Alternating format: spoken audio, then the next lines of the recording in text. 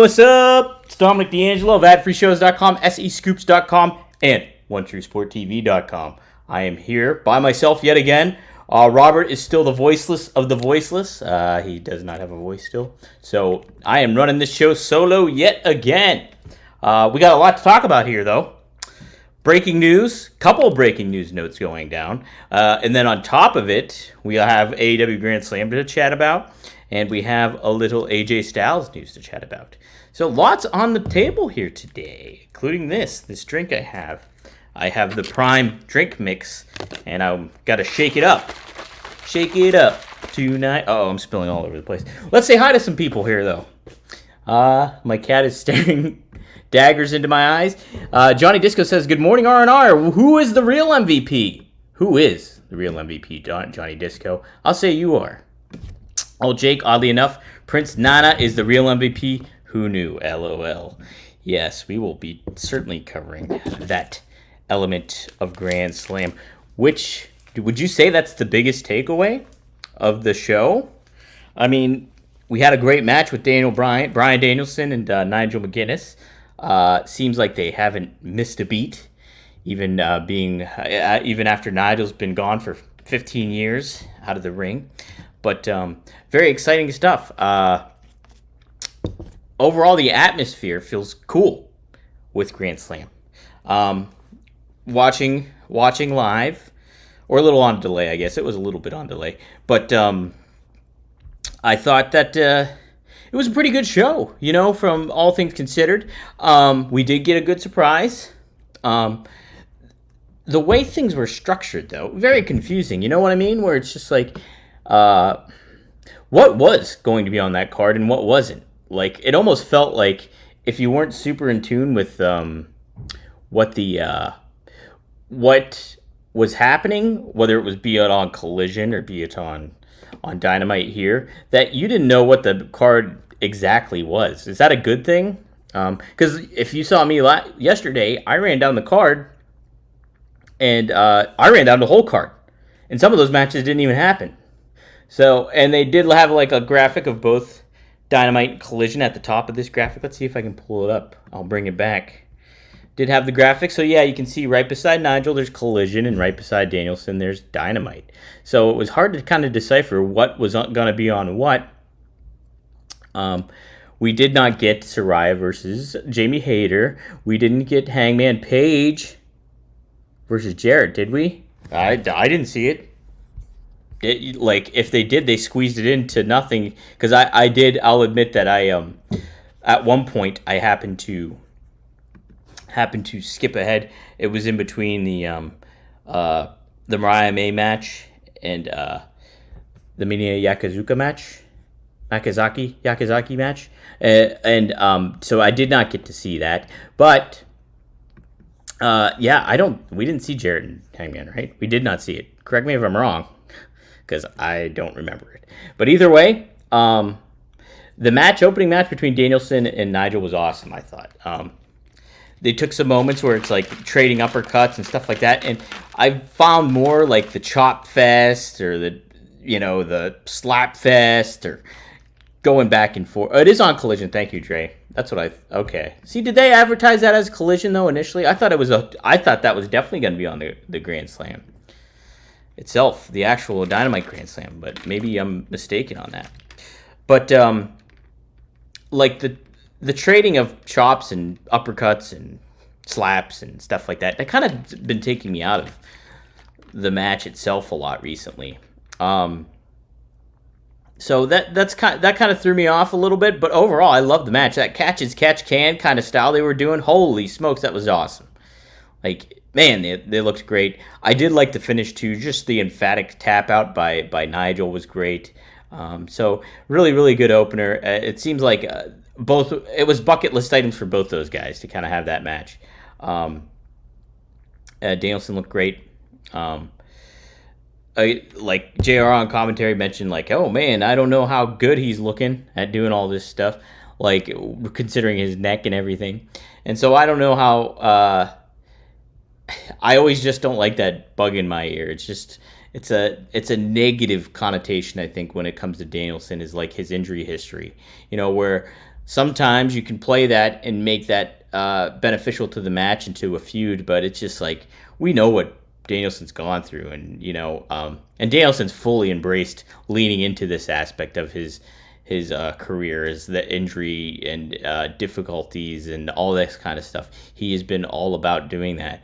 So it's like, I just don't know if it's really conducive for the fan element of making that a big point to keep bringing up. Obviously, it is part of his history, but do we really need to hear that all the time? I love the match. Don't get me wrong, though. It was great. We also had... Let me pull up my rundown here. I lost it in my shuffle getting back. Yeah, we had Hook taking on Roderick Strong, which also I thought was a pretty good match. I was, not sold on it. Just from the context of how these personas have been positioned and things like that, it's just kind of felt like a lukewarm feud. But this match was good. And then the payoff, I thought, was even better in several ways. First, no more FTW title. And I thought it was a cool way to kind of get people over early on in the early history of AEW. Like, you think about Brian Cage, you think about Ricky Starks, then Jungle Boy gets hold of it, and then challenges guys like RVD, so there's history tied into it, everything like that.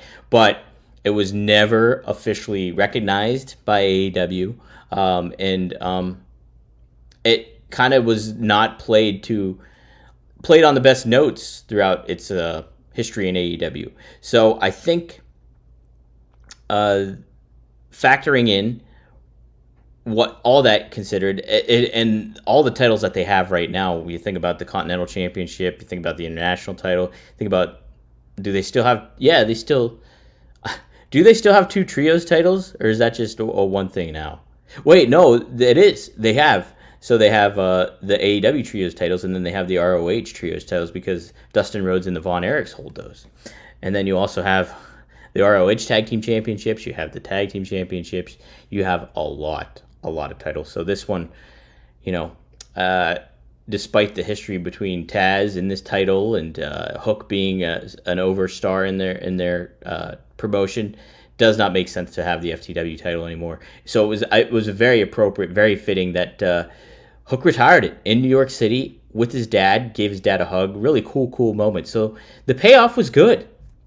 The best possible payoff you could get with retiring that championship. So kudos to AEW and them making that decision and having that happen. Pretty cool sentimental moment with him and Hook too, by the way.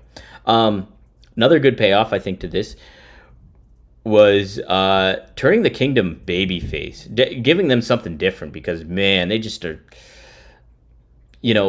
from the get-go, it almost felt kind of snake-bitten, because you think about think about Adam Cole getting hurt, you think about the misutilization of Wardlow, who I believe Matthew Taven said that is actually hurt, his knee is hurt, so he added to that.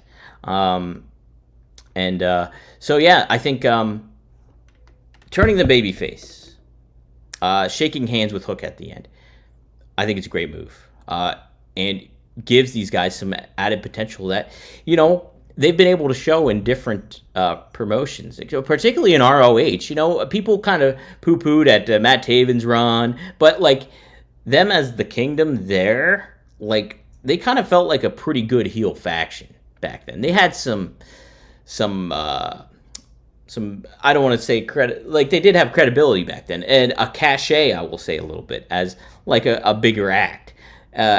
Now that they've been in AEW, now that they've floated around TNA and certain things like that, they're almost hey, they've unfortunately been kind of positioned in an afterthought kind of thing. It's these guys too, they're here as well.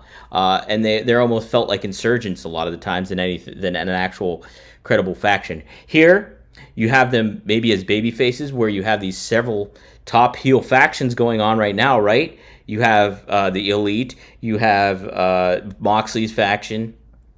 And I might be missing. The Learning Tree's another one. So getting the Kingdom as this, maybe on the good side of the good guys, is a cool thing. You think about, you got the conglomeration, and now you'll have these guys. So Yeah, I like the move. I think it benefits both Hook for retiring that championship and benefits the Kingdom, Roderick Strong and Matt Taven and Mike Bennett in being baby faces. A good way to potentially, hopefully, get these guys recharged and a fresh coat of paint, as Robert and Bruce Pritchard would say. Let's see what else I want to cover on here. We had that tag match, Will Ospreay and Kyle Fletcher. Seems how it's going to be positioned is that Will Ospreay and Kyle Fletcher will be at odds. From how it felt, was maybe Kyle Fletcher would also break away from Don Callis. My prediction was that they would win these tag team championships, but that did not happen. And after Callis introduced a wrench, not a wrench, oh my god, a screwdriver into the works when it came to Kyle Fletcher. He tried giving it to him. Kyle Fletcher was seemingly going to use it against the Bucks, and Ospreay stopped him. And then the Bucks took advantage, cracked Fletcher with the belts, and got the win. So the fact that Ospreay did not do that indicates how big of a babyface he remains. And then will this charge up Fletcher to be like, we should have won those titles and you blew it, despite the chicanery that went down. So, liked this. I was all for the Bucks kind of losing the championships and kind of moving on, and then you can create, whether it's conflict or synergy between Ospreay and Fletcher moving on with these championships. I thought there was some meat on the bone with that. But you still get kind of that too when considering the storyline that happened. So who will the Bucks go up against next? What will be their contenders? They need to really charge up this tag team division. I think that's going to be a big factor moving forward. Yeah, should be a primary thing for them to really focus on AEW. Like, how are you going to reestablish a tag division that feels up to the level of the guys like the Young Bucks? And guys like, even though they're not going to be a tag team, guys like Ospreay and Fletcher, because they really showed out like in what they were capable of doing. Like, from a athletic standpoint, holy smokes. Really, really great match and a lot of fun to watch. These guys are super talented. So let's get a little of the feedback here. Billy Robinson would have been smiling. Yeah, right? Yes, he definitely would have. Wrestling Old Head also says, Dom, I hope you have a good day. Going to be in and out today's show. Want to send a shout out to Alt Jake for killing it last. Oh, yes. How'd it go, Alt Jake? Let me know. Definitely keep me posted on that. I want to see how it is. If you can send a link or something, feel free to post it in the YouTube chat. But yeah, congrats to you. That's awesome. Tony Gong says, every match on AEW program could be a title match, and there would still be titles left out, right? There would be, it's true. Yeah, I agree. The screwdriver is stupid. It's a dumb, like, I don't know, a component that they've put into the mix of this all. Don Callis, he can be a decent commentator, I think, and things like that, but is he great at being a manager? Not really. Like, he doesn't really add anything, you know? And it's just, I don't know. I think he's a good heel, but it's also like, I don't know. He just doesn't fit. There's more you can do with some guys like that. Now, he'll definitely give the heel heat to Kyle Fletcher if Fletcher stays with him, but it's also just like, I don't know. He kind of feels like, I don't know. He's an added set of sprinkles or something on a cake that already has too many sprinkles. Is that a bad analogy? I think so. So yeah, we're gonna go. Let's talk about the big takeaway. Prince Nana was giving an update on Swerve, and it felt like a nothing update. He was like, well, he's hurt, he's trying. Nana brought out his coffee, threw his coffee out, and Nana's from New York, so pretty cool reception he got there. But then, who comes out? And it took me a second to register who it was. It was MVP. MVP comes out and basically says he thinks Swerve is top star potential, showed what a memorable championship run he had. People will learn from the history, looking back at his matches and his title defenses as how to be a champion. So really put over Swerve big time, but then put down Prince Nana and presented He's like, I want to talk business, and then handed Nana a card to give to Swerve. How about that? So, an added element coming into play with MVP.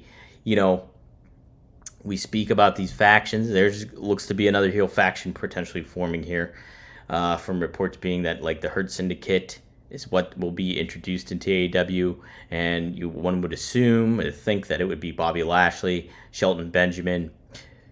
Where's Swerve going to fall into this? So it creates an intriguing story to it all. Also adds another faction into AEW where there's a bunch of them, and that's been like their go-to thing since AEW has grown a little bit. Is the factions all over the place, and then a lot of them don't last very long either. So it's just like, oh, another one in the mix. But I'm excited if they can kind of break up some of these factions at some point. And I'm saying, let's go with like, if you want to keep a couple. Like, I mean, I don't think the Kingdom should necessarily... I know I just mentioned them as a new babyface faction, but I think realistically you could break them up and not be a faction anymore. And they could still be friends, but they're not a faction. Let some of these factions just kind of disperse. And yeah, not every group needs to have a name. I'd keep the conglomeration. That's a pretty fun one, and they just introduced Rocky Romero into the mix as the newest member of the faction. So you can kind of keep that as a fun, lighthearted babyface tag team that people can really live vicariously through. But Hurt Syndicate should be a faction, absolutely. But yeah, I would not make... I don't know. There's just a lot. There's a lot to go on. Like, even break up the Elite, right? You could do that. Just make the Young Bucks on their own. Have Okada go his own way. I think everybody would kind of benefit from that. Is this new Elite kind of dispersing too? There's some things you can kind of do to kind of make factions like the Learning Tree or the Hurt Syndicate feel kind of like bigger, because if you have so many factions, it doesn't really... It's just you get oversaturated. There's so much white noise going on. Let's see here. Let's take a look at some of the stuff here. Glad Hook gave Taz the FTW title. FTW out, put back on the Shrine's shelf. He should use "beat me if you can" as a catchphrase instead. Oh, I like that. Unless Hook was saying goodbye. Did he renew his contract? Good point. Did he? Interesting. Would have loved to be a fly on the wall win if Jericho and MVP had a meeting before MVP signed the dotted line. Whoa, interesting. Yeah, they do have a history with one another, do they not? Right? And some of that was aired out a little bit, I believe, on social media before. Yeah, I imagine, hey, it kind of speaks to the aspect of, like, let's do business. We might not like each other, but let's make business happen. So could this potentially just be a good sign for AEW that, hey, we're, I know that the Bucks and Punk and, people have had their conflicts, Britt Baker, MJF. Maybe this is a good visual, like subtext kind of thing for them, where it's like there is going to be synergy despite maybe two people not seeing eye to eye or not getting along or not liking each other. So good on them for having that happen. But yeah, should be fun stuff, I think, with the Hurt Syndicate getting introduced. They feel like a legitimate faction, especially if you get Bobby Lashley there and Shelton Benjamin. This is like the recharge, because, I mean, it was cut off too early at the knees in WWE. And I think that's a universal agreement in a lot of ways. Like, Hurt Business did not get their just due. And so if they continue this on in AEW, and AEW can ride that momentum, find a cool, fun way to portray them that really heats them back up and makes them not feel like, hey, this is a redo, but more, this is a continuation. You want that to happen. So hopefully they're able to do that. Like I said previously, I did not get to see the Mariah May match, but did see that German suplex. Holy cats, that was something, huh? Those gals can go. Like, I just even seeing that clip and seeing what both have been capable of doing, it's like, it's a good match to have. I will definitely go back and watch it. I just had to kind of get my things together earlier today and make sure I was ready for the show when it came to the rundown. Then we had Moxley taking on Darby Allin. I caught the ending of this match. Good fighting spirit that Darby Allin portrayed. Like, the visual of people spitting and blood coming out of their mouth is always like, oh, whatever. Ugh. I mean, it's part of wrestling and fighting, like, if you're actually doing it. So that is part of it. So, but these guys had a fun little fight, and Moxley ended up getting the definitive win against Darby. Now, does Darby look bad in doing all this? I would say no. I wouldn't, because Darby is a risk taker in and out of the ring. So it kind of makes sense for him to be like, yeah, I'll put it on the line. Like, he's a loose cannon. Like, marches to the beat of his own drum. So I'm not sure what was done. Tell me what the unprotected floor spot was. What did they do on that one? Andrew Hermes is making mention of that.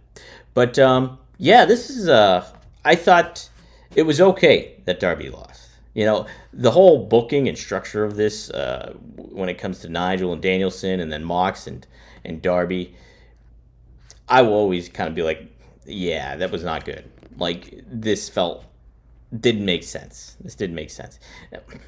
But I will say it makes sense as Darby's character to be like, yeah, I'll put it on the line up against you. I don't care. I think you can buy into that with Darby. So, and we get a conflict at the end. Danielson comes out and does want to go to war with Moxley. We see Moxley side by side with Claudio, and Marina Shafir's obviously at ringside. And then Danielson's got the backing of Isaiah Cassidy, Mark Quinn, and oh my God, Commander, who they made official that trio will actually be taking on the remaining BCC members when it comes to. Yeah, I said it right. I had to think if I said the initials right. They'll be taking them on at Collision. So, Commander and Private Party. So it'll be interesting to see what they do with that too. You know, how they booked, what matches remain? Are you guys going to tune into Collision, or are you going to be like, yeah, I'll figure out the results later on? You know, there's a set of matches. It's still a hefty card that you could. I think in a lot of ways, it's still a Dynamite kind of card, right? You have Jarrett and Hangman as a big premier fight. Then you have other ones too. When it comes, you got the trios match, Learning Tree going up against Conglomeration. You got Jack Perry's Open Challenge. Who is it going to be?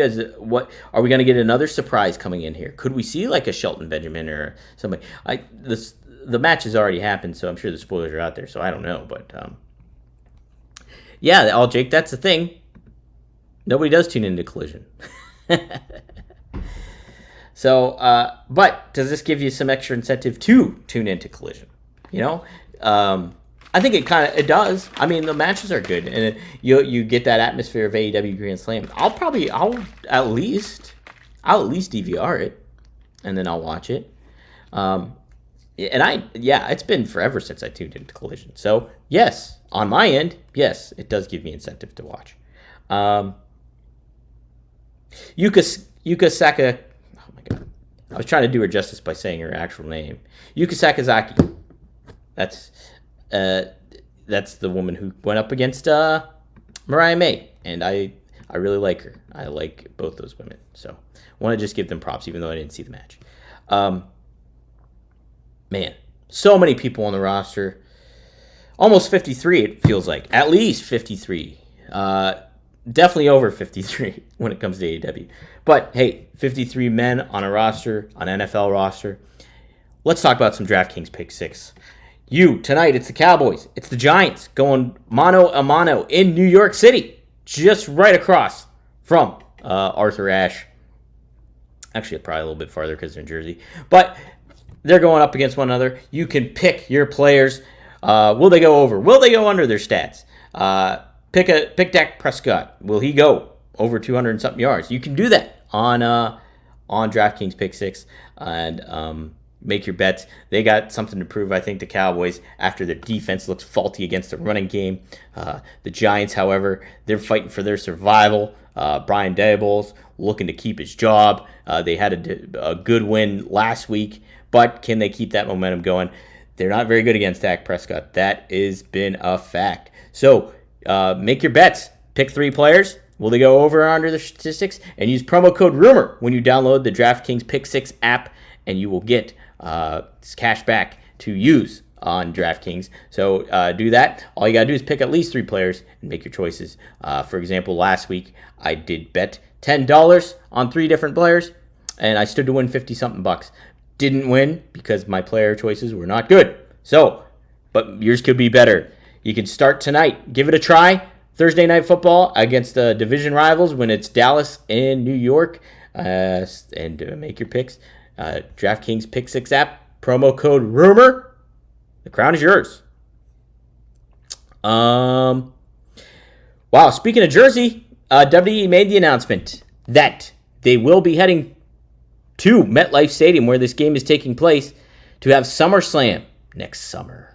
Is it next summer? I just want to make sure. Or is it 2026? Let me look. I should probably look to that. Because isn't SummerSlam... I think SummerSlam's actually in Minneapolis, right? Let's take a lookie. Nope, 2025. It's next year, guys. Saturday, August 2nd, and Sunday, August 3rd at MetLife Stadium. The first ever 2-night SummerSlam. Is that too much? Is that too much? WWE's, I think, has a game plan to make it happen. Yes, thank you, Jake. It is 2026 SummerSlam is in Minnesota. Don't you know? Don't you know? So, yeah. So, let me say, I've been to WrestleMania 29 when it was in New York City back in 2013. Very difficult to get out of that arena or that stadium. And then on top of it, I was at WrestleMania. I was in New York for WrestleMania. I think it was 35, right? Where they were in New York City. And I didn't even go to the show. I went and watched it at Legends Bar, I think it was called, in New York City, where Stan Hansen was there. J.J. Dillon was there. Al Snow was there. I didn't see Al Snow, though. He was there, though. And so they had a little event there, and that was so fun. I left, kind of quote-unquote at halftime. I think after Kofi won the championship against Danielson, I boogied on out of there and made it back to my crappy hotel in Secaucus to just hit the hay. So, yeah, what I'm saying is it's not the ultimate place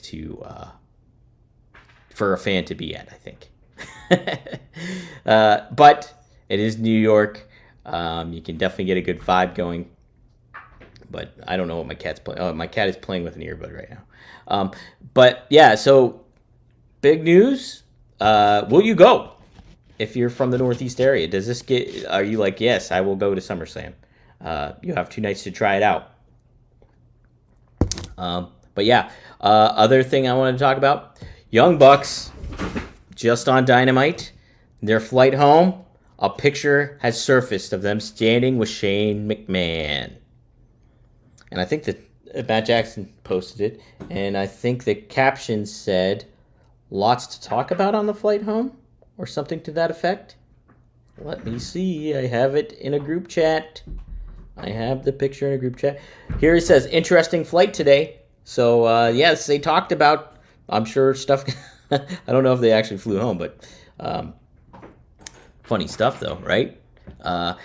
Now, is them teasing Shane McMahon hanging out, is this taking away from the intrigue of Shane McMahon? If they're kind of already saying, hey, he's kind of part of us, if they're making that indication. Like, you have to pay it off now, it seems like. If you're taking pictures, you see him in a meeting with Tony Khan, now you see him with the Young Bucks. Like, you have to pay this off. If Shane doesn't show up, it kind of feels like, wow, where's Shane? What's going on? They were just hanging out? Like, okay. So does it feel kind of like, are you liking the quote-unquote booking of this? I don't know. I would prefer to have him I would have preferred to not see any picture surface of him, and then all of a sudden he shows up at AEW. Now it's kind of, almost feels a little telegraphed now. But still pretty cool. They want to create some buzz. That'll do it on social media. So, hey, we'll have to wait and see. I would think Shane was going to be aligning with Jon Moxley, going to be aligning with these ne'er-do-wells he's assembled together. Man, my cat is really screwing with that earbud. I'm gonna have to take that from him. He's going nuts. But yes, I think that this will be. It's intriguing. It's definitely intriguing. I think them with all the hubbub going around the Vince documentary, Shane being on that documentary, controversy creates cash, and so we'll see if that does it with Shane McMahon. So interesting stuff. I was going to talk about AJ Styles, but we can always talk about that tomorrow. You can find me today, 4 p.m. Eastern Standard Time, with Greg Gagne, Magnum TA, Straight Talk with the Boss. We will be going live on the One True Sport TV and on FourHorsemenNetwork.com. You will also be able to soon enough listen. The audio will be back for Arn. If you were an avid listener of Arn Anderson's podcast, which is great, fantastic, you will be able to listen to that yet again. More information further down the line on that. Once we get the Apple Podcast associated with it and everything like that, I'll be keeping your eyes out for that, because both Arn and Straight Talk with the Boss will be on that audio feed. So you'll get perspectives from 3 different legends in the business. So fun stuff. Let's see here too. Tomorrow, Friday, 9 p.m. Eastern Standard Time, me and RVD going live, one of a kind. And RVD is ready to talk about the Vince McMahon documentary. So we'll be covering that. I need to watch. I've only still seen the first episode, so I need to watch more of that. I'll be taking notes, and we'll have an interesting conversation tomorrow night, live, 9 p.m. Eastern Standard Time. Go to RVD's YouTube channel, go to OneTrueSportTV.com, and you can always watch the clips at RVDTV.com. So there you go. Can't wait for Robert to get back. Maybe he'll be back tomorrow if he's got a voice again. But stay tuned. He'll also be recording at some point when he can, Working Stiff, him and Scott Chaplin. Lots to discuss. This Grand Slam, all this news that I was just talking about with Shane McMahon and the Bucks, every MVP, you name it. So be sure to subscribe to their podcast and look at their Patreon too. So, being said, you can always tune into us live every Monday through Friday, noon Eastern Standard Time, on the Working Stiff YouTube, on Rumor and Innuendo YouTube, on the Ad Free Shows YouTube, on Rumor WE Creative _ish X account, and on the SEScoops.com X account. So, hey, before I forget too, go and check out my interview with Big Bill. I was so happy I got a chance to interview Big Bill before AEW Grand Slam. His nephew, born premature, and he's a part of the 2024 Baby of the Year campaign. If you vote for him, they stand a chance to win $25,000, and all that will go out to help his baby nephew Connor, who was born 28 weeks. So, wow, that's 2 months, I believe, premature. Maybe a month. I'm trying to think. So 9 months. I can't do math well in my head. So 8 months. So yes, he's about a month premature. And so they had some complications, but he's home and he's being taken care of. And Big Bill wanted to get the word out about this. So be sure to, I'll put the link in the podcast feed for this too, to promote that. And then I'll also put it on the YouTube channel. But give a chance and donate, or just make your vote to this. The link will be available. You can check out the article will be up on SEScoops.com, and then on top of it, you can check my social media. Follow me on social media at Dominic D'Angelo. You'll see all that information there that you can be able to watch the interview and in turn vote for baby Connor. So do that. Was really happy I was able to do that. So I tell you what, Big Bill's such a nice dude. Such a nice dude. We cover that. We cover Jericho and the Learning Tree, his fandom. I asked him what 3 athletes would he like to have attended Grand Slam to watch him. So some cool conversation there. Be sure to check it out. One of my favorite interviews. Such a nice dude. So, all right, guys. All of that considered, I will see you tomorrow. But I do want to wish you best of luck in your future endeavors. And wow, Shane O'Mac, is he back? We'll find out.